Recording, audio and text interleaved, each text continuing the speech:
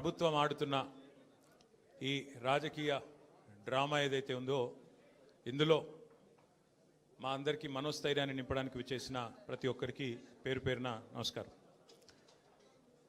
మీ అందరికీ తెలుసు, కేసీఆర్ గారి శిష్యులుగా, కేసీఆర్ గారు తయారు చేసిన సైనికులుగా, కేసీఆర్ గారి కార్యకర్తలుగా ఉద్యమంలోంచే ఉద్భవించిన నాయకత్వం ఇవాళ బీఆర్ఎస్ పార్టీది. ఈ వేదిక మీద కూర్చున్న ప్రతి ఒక్కరూ, వెనకాల ఉన్న ప్రతి ఒక్కరు కూడా ఆనాడు రాష్ట్ర కేంద్ర ప్రభుత్వాలతో సుదీర్ఘంగా వారు ఎన్ని కేసులు పెట్టినా, ఎన్ని రకాలుగా భయపెట్టే ప్రయత్నం చేసినా భయపడకుండా, వెరవకుండా రాష్ట్రం కోసం పోరాటం చేసిన, రాజీ లేని పోరాటం చేసిన నాయకత్వం మా పార్టీది. రాష్ట్రం వచ్చింది, ఆ తర్వాత ప్రజలు ఆశీర్వదిస్తే మా పార్టీ అధికారంలోకి వచ్చింది, ప్రభుత్వం వచ్చింది. కేసీఆర్ గారి ఆశీర్వాదంతో నాకు మంత్రి పదవిలో పనిచేసే అవకాశం కూడా వచ్చింది. 10 ఏళ్ళు కేసీఆర్ గారి నాయకత్వంలో అనుక్షణం తెలంగాణ రాష్ట్రం కోసం, తెలంగాణ రాష్ట్ర అభివృద్ధి కోసం వివిధ హోదాల్లో పరిశ్రమల శాఖ మంత్రిగా, టెక్నాలజీ రంగానికి మంత్రిగా, అట్లాగే మున్సిపల్ వ్యవహారాల మంత్రిగా అనుక్షణం ప్రజల కోసం పనిచేశాం తప్ప, రాష్ట్రం కోసం పనిచేశాం తప్ప ఎన్నడూ కూడా తప్పుడు పనులు, పొరపాటును కూడా చేయలేదు. మా కేసీఆర్ గారు ఎప్పుడు ఒకటి చెప్తా ఉంటారు, రాజకీయం అనేది గేమ్ కాదు, మనకు సంబంధించినంత వరకు మనం తెచ్చిన ఈ రాష్ట్రంలో మనకు ఒక టాస్క్ అని. అంతే నిబద్ధతతో 10 ఏళ్ళు చాలా సిన్సియర్గా రాష్ట్రం కోసం పనిచేశాం. అన్ని రకాలుగా మా నియోజకవర్గాలను ఎట్లా బాగు చేయాలి, మా జిల్లాలు ఎట్లా బాగు చేయాలి, మన పల్లెలు ఎట్లా బాగుండాలి, ఏ టాస్క్ మాకు మా నాయకుడిస్తే, ప్రజలిస్తే దాని నిబద్ధతతో తెలంగాణని గొప్పగా తీర్చిదిద్దేదానికి తాపత్రయపడుతూ అందరం కూడా సమిష్టిగా పనిచేసినాం. మేమెన్నడూ టైంపాస్ కార్యక్రమాలు చేయలేదు. ప్రత్యర్థుల కుటుంబాలను రాజకీయాల్లోకి లాగి, ప్రత్యర్థుల పిల్లల మీద బురద జల్లి, ప్రతిపక్షాల మీద కేసులు పెట్టి, ప్రతిపక్షాలను మరి కావాలని హరాస్మెంట్ చేసి ఆ టైప్లో టైంపాస్ పని చేయలేదు. మా నాయకుడు గొప్పతనం ఏంటంటే ఇవ్వని వాగ్దానాలను కూడా నెరవేర్చిన నాయకుడు కేసీఆర్ గారు. మేనిఫెస్టోలో చెప్పని హామీలను, మేనిఫెస్టోలో ఇవ్వని వాగ్దానాలను కూడా నెరవేర్చిన నాయకుడు కేసీఆర్ గారు. ఒక రైతు బంధు అయితేనేమి, ఒక కళ్యాణ లక్ష్మి అయితేనేమి, ఒక కేసీఆర్ కిట్ అయితేనేమి, ఇట్లా చెప్పుకుంటూ పోతే 1, 2 కాదు, ఎన్నో కార్యక్రమాలు మేము మేనిఫెస్టోలో చెప్పలేదు. కానీ చెప్పకపోయినా ప్రజాహితం కోసం మరి 10 ఏళ్ల పాటు మేము పనిచేసాం.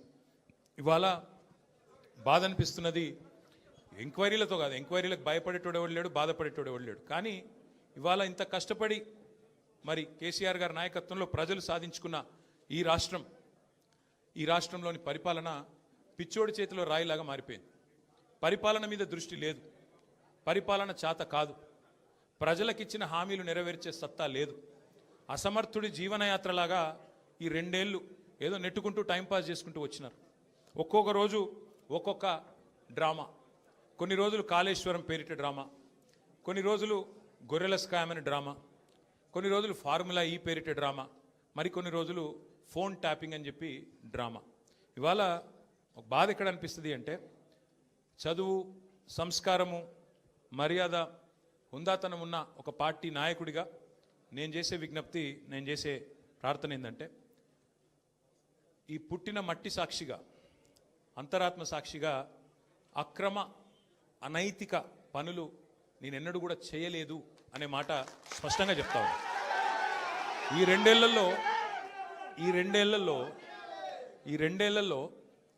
తీవ్రంగా, ఈ 2 ఏళ్లే కాదు, దాదాపు గత 7-8 ఏళ్లుగా తీవ్రమైన క్యారెక్టర్ అసాసినేషన్ ఎఫర్ట్ నా మీద, వ్యక్తిత్వ హననం. అంటే ఒక కుక్కను చంపే ముందు పిచ్చి కుక్కను ముద్రేయాలని ప్రయత్నం చేస్తారు కదా, నేనేదో డ్రగ్స్ తీసుకుంటానని, నాకేదో హీరోయిన్లతో సంబంధాలు ఉన్నాయని, లేని దిక్కుమాలిన వార్తలు రాసి నన్ను క్షోభకు గురి చేయడమే కాకుండా నా కుటుంబ సభ్యుల్ని, నా పిల్లల్ని, నా వాళ్ళు అనుకునే వాళ్ళందరినీ విపరీతమైన క్షోభకు గురి చేశారు. అయినా కూడా ఎన్నడూ బాధపడలేదు, బయటకు వచ్చి వేరే వాళ్ళలాగా దొంగ ఏడుపులు ఏడవలేదు. నేను నిబద్ధతతో పనిచేసిన నాయకుని కాబట్టి ఎవరికి భయపడకుండా 2 ఏళ్లుగా తలవంచకుండా పోరాటం చేస్తూ ఉన్నాను. ఇవాళ నేను ఏదో టెలిఫోన్ ట్యాపింగ్లో ఏదో విచారణ క్రమాన్ని పిలిచారు, బరాబర్ పోతాం, పోయి అడుగుతా. ఏమడుగుతా? ఏం తప్పు చేసింది మా ప్రభుత్వం అని అడుగుతా, ఎక్కడ తప్పు జరిగింది అని అడుగుతా. ఇవాళ వారు సమాధానాలు చెప్పాలి నాకు. గత 2 ఏళ్లుగా ఈ ఫోన్ ట్యాపింగ్ పేరిట ఒక డైలీ సీరియల్ మాదిరిగా, అంతులేని కథ మాదిరిగా లీకుల రూపంలో ఏదైతే మా వ్యక్తిత్వ హననం జరుగుతుందో దానికి బాధ్యులు ఎవరు అని అడుగుతా. ఎవరో హీరోయిన్ల ఫోన్లు ట్యాప్ అయినాయని మీరే ఒక 2 నెలలు నడిపిస్తారు డ్రామా. పోలీసు వాళ్ళు, కాంగ్రెస్ పార్టీ వాళ్ళు మీరే లీకులు ఇస్తారు, మీరే రాయిస్తారు, మీరే మళ్ళీ మీదికెళ్ళి మా వ్యక్తిత్వ హననం చేసే ప్రయత్నం చేస్తారు. ఇక వీళ్ళని బెదిరించిందట, వాళ్ళని బెదిరించిందట అని మీరే రాపిస్తారు 2 నెలలు. మళ్ళీ 3వ నెలలో మీరే రాపిస్తారు.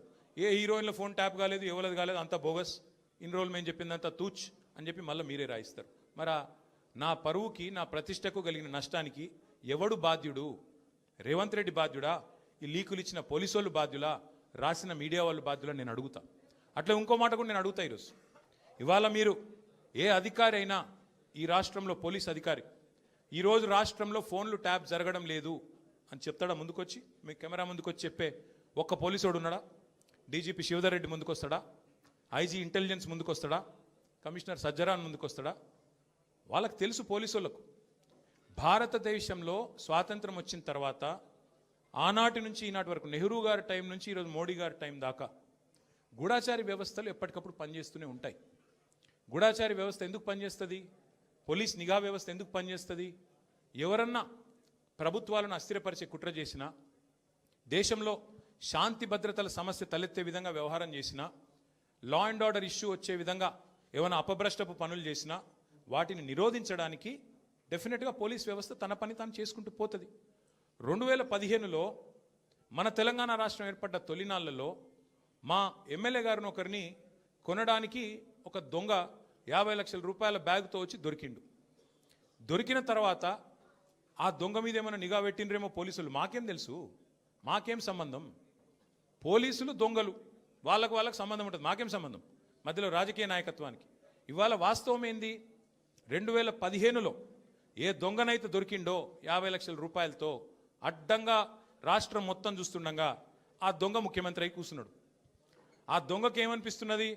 మిగతా వాళ్ళు కూడా నా లెక్కనే రాజకీయ నాయకులందరూ దొంగ పనులు చేస్తారు, మిగతా వాళ్ళు కూడా నాలాగనే బురద అంటియాలి, వాళ్ళను బదనాం చేయాలి. అందుకే ఏం చేస్తున్నాడు? విచారణ పేరిట ఆదేశాలు జారీ చేస్తూ ఉన్నాడు. ఒక 3 రోజుల కిందట హరీష్ రావు గారు ఒక ప్రెస్ మీట్ పెట్టినారు తెలంగాణ భవన్లో. ఏమని మాట్లాడినారు?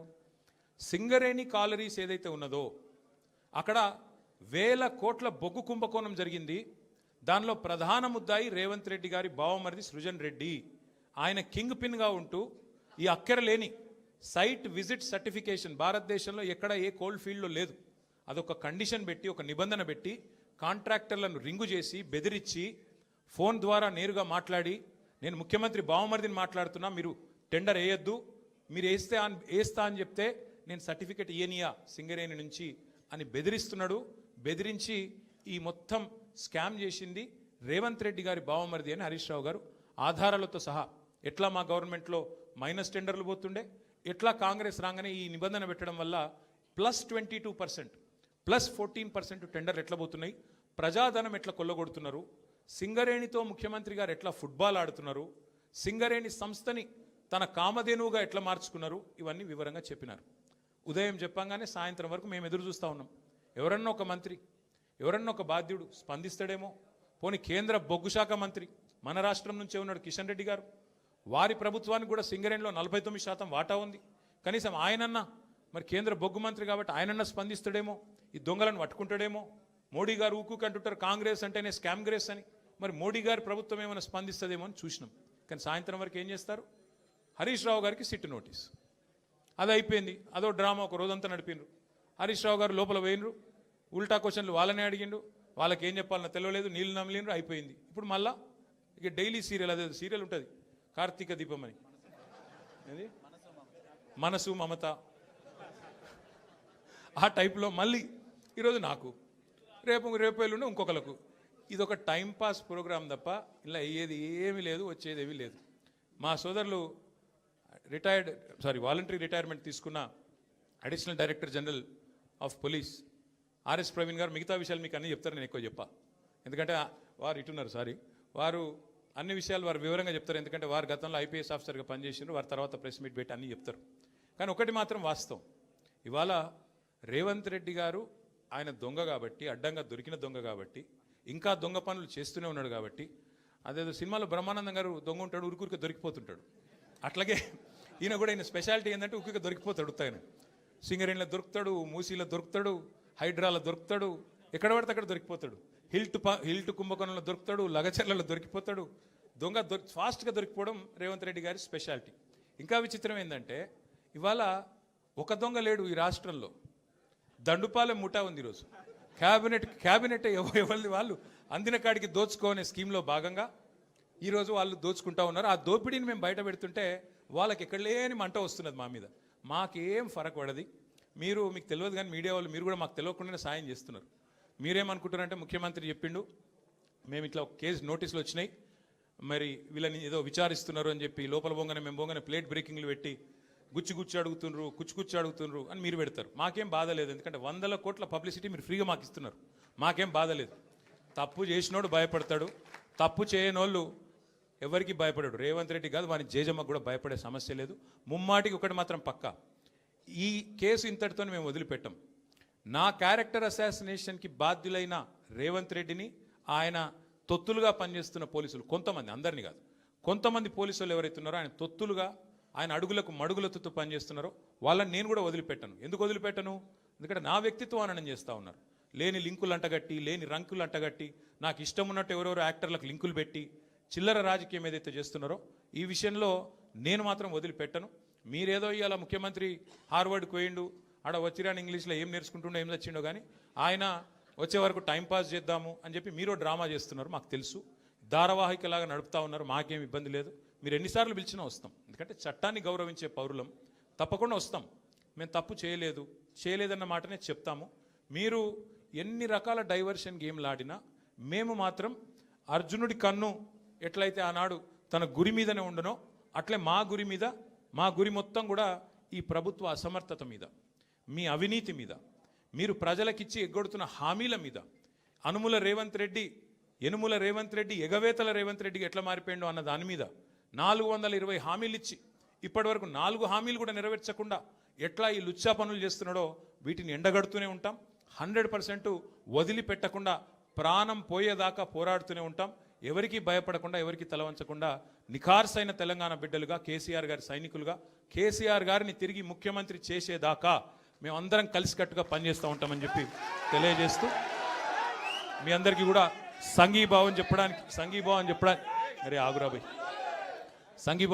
వచ్చిన ప్రతి ఒక్కరికి మళ్ళొకసారి ధన్యవాదాలు తెలియజేస్తూ, మిగతా విషయాలు వాళ్ళు నన్నేం అడిగినరు, నేను వాళ్ళనేం అడిగినా అవన్నీ సాయంత్రం మిగతా విషయాలు మాట్లాడుకుందాం. Thank you.